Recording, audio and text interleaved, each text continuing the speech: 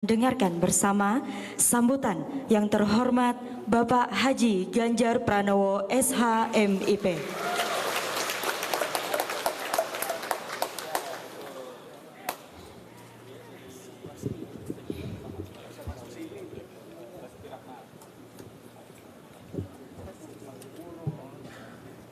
Assalamualaikum warahmatullahi wabarakatuh. Selamat siang, salam sejahtera untuk kita semua. Om Swastiastu, Namo Buddhaya, Rahayu. Yang sangat saya hormati, sangat saya muliakan, Sultan Muhammad Arifin dari Kesultanan Kutai Kertanegara, tentu beserta seluruh keluarga besar Kesultanan. Tadi Pangeran sudah membacakan sambutan, saya mengikuti dengan seksama. Apa yang menjadi cerita dan apa yang menjadi harapan. Dan tentu hadir bersama saya teman-teman dari partai pengusung. Dari PDI Perjuangan ini banyak sekali yang hadir, Pak Ketua DPD sama teman-teman DPC. Dari Hanura terima kasih, Pak Ketua sudah mendampingi juga. Ada dari P3, dari Perindo terima kasih. Kawan-kawan relawan yang sudah menjadi guide saya. Juga kemarin berkeliling ke banyak tempat. Pak Bupati terima kasih. Saya sudah dijelaskan oleh Pak Ketua DPD tadi kondisi yang ada di Kukar. Saya senang melihat di kotanya bersih. Kotanya bersih. Mudah-mudahan ini menjadi sebuah spirit buat kita semuanya, kan itu menjadi cerminan adanya kemakmuran dan kesejahteraan. Bapak Ibu yang sangat saya hormati, mendengarkan apa yang disampaikan oleh Pangeran tadi, saya menjadi makin yakin bahwa keberagaman, adat, adab, seni dan budaya sangat penting buat kita. Beberapa hari ini saya berkunjung dalam sebuah roadshow yang cukup panjang. Saya mulai dari Indonesia bagian timur, Merauke, NTT, NTB, Sultra, Sulteng, Kaltim. Kami roadshow untuk melihat, mendengarkan, dan tentu saja mencatat apa-apa yang saya lihat, saya dengar, dan tentu saja aspirasi yang disampaikan. Saya lagi coba berpikir tadi melihat tarian yang sangat indah. Saya bisikkan pada Yang Mulia Sultan Kutai Kertanegara, ini tariannya kayak tarian Jawa ya. Seperangkat gamelannya pun mirip. Mungkin kalau di Jawa lebih banyak saja jumlahnya. Cara memainkannya saya kira juga sama. Gerakan tariannya, bahkan ada tarian topeng tadi, mirip juga. Pasti ada akulturasi budaya pada era itu. Pasti. Betapa hebatnya negeri ini karena kita punya banyak sekali cerita-cerita yang menarik yang kelak kemudian kita harapkan ini menjadi nilai-nilai yang selalu kita jaga, bahkan kita kembangkan. Jadi tidak hanya sekedar menjaga tapi mengembangkan. Saya sepakat untuk kita memperhatikan kesultanan yang masih hidup, masih berjalan dan berproses dengan benar. Saya sangat sepakat. Selama saya di Jawa Tengah, setidaknya Pemprov kami selalu berkontribusi kepada beberapa keraton yang secara eksistensinya masih ada. Setidaknya ada 2 yang ada di Solo.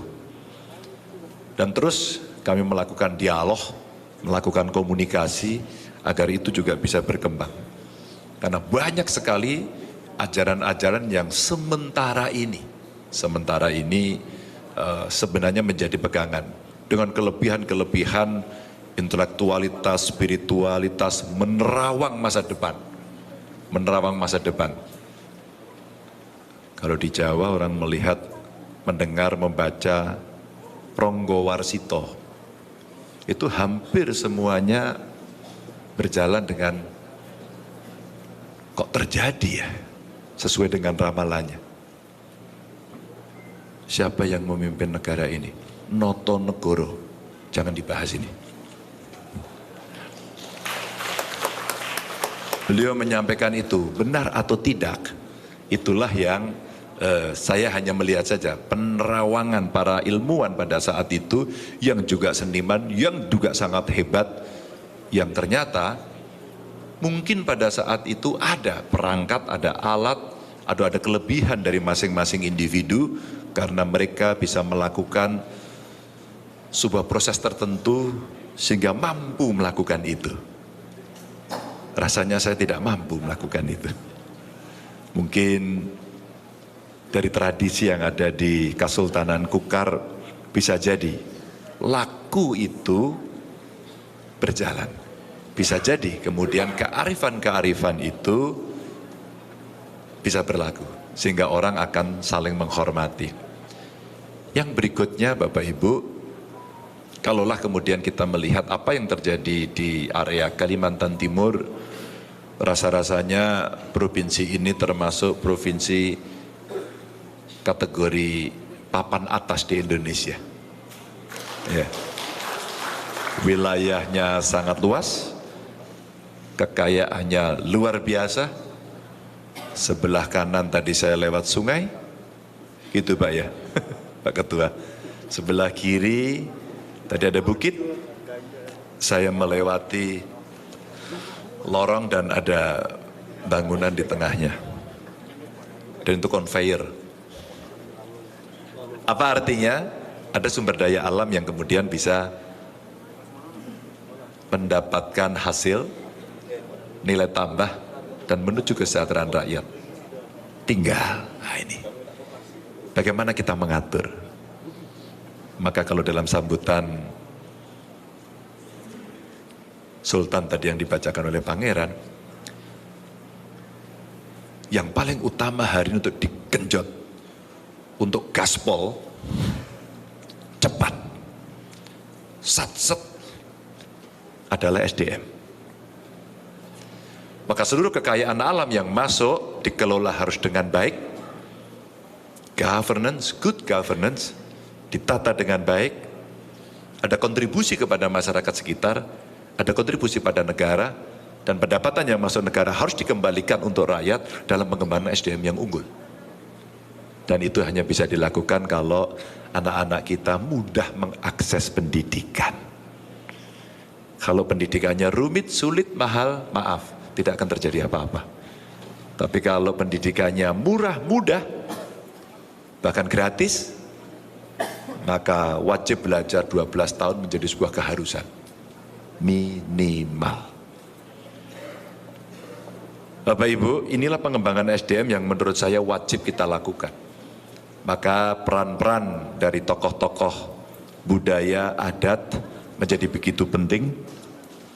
Oh, ada lagi Pak Raja Goa, saya lupa menyebut tadi itu. Pada tadi malam bersama saya, mohon maaf saya. Betapa kalau kami bertemu dengan para raja-raja hari ini, kami mendapatkan banyak sekali catatan. Kami mendapat masukan-masukan agar ini bisa berkembang. Bayangkan Bapak Ibu kalau saya mau ambil dari satu aspek, nilai seni, adat, adab, oke.